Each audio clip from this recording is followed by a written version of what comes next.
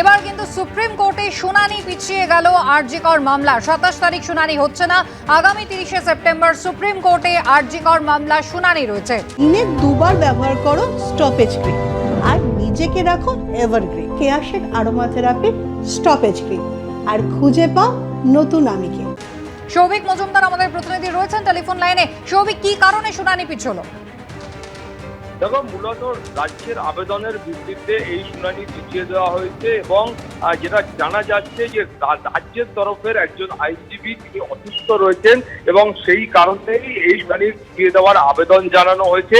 এবং তুমি জানো যে গত শুক্রবারই এ বিষয়ে সরকারের তরফ থেকে মাননীয় প্রধান বিচারপতির কাছে আবেদন জানানো হয় যে গত শুক্রবার তারা মাননীয় প্রধান বিচারপতির দৃষ্টি আকর্ষণ করছেন যে শুনানি পিছিয়ে দেওয়ার জন্য, কিন্তু সেই সময় সমস্ত পক্ষের আইনজীবীদের নোটিশ না দেওয়ার কারণে সেই সময় সেই দৃষ্টি আকর্ষণ বা মেনশনিং সেটা গৃহীত হয়নি এবং তারপরে প্রধান বিচারপতি পরামর্শ দেন যে আজকে অর্থাৎ সোমবার দিন এই দৃষ্টি আকর্ষণ বা মেনশন করার জন্য।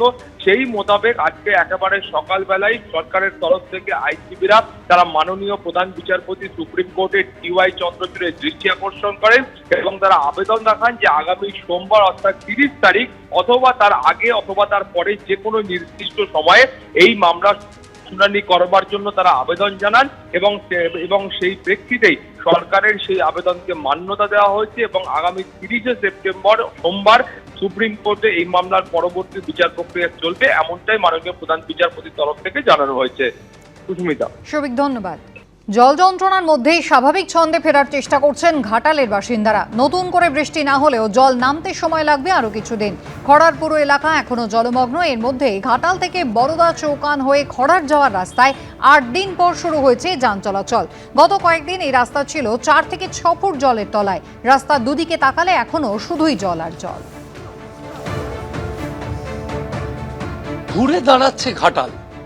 যদিও নতুন করে বৃষ্টি না হলেও ঘাটাল বিধানসভার জল যন্ত্রণা থেকে মুক্তি পেতে এখনো বেশ কয়েকদিন সময় লাগবে। ঘাটাল বিধানসভার অন্তর্গত খড়ার পুরসভার 6 নম্বর ওয়ার্ডে দাঁড়িয়ে রয়েছে। ঘাটাল শহর থেকে 9 কিলোমিটার দূরত্বে এই খড়ার। ঘাটালের বড়দা চৌকান থেকে এই খড়ারের দিকে আসতে গেলে সেখানে যে রাস্তায় আমি দাঁড়িয়ে রয়েছি, এই রাস্তায় 8 দিন ধরে যান চলাচল বন্ধ ছিল জমা জলের জন্য। 8 দিন পর বাস চলাচল শুরু হয়েছে।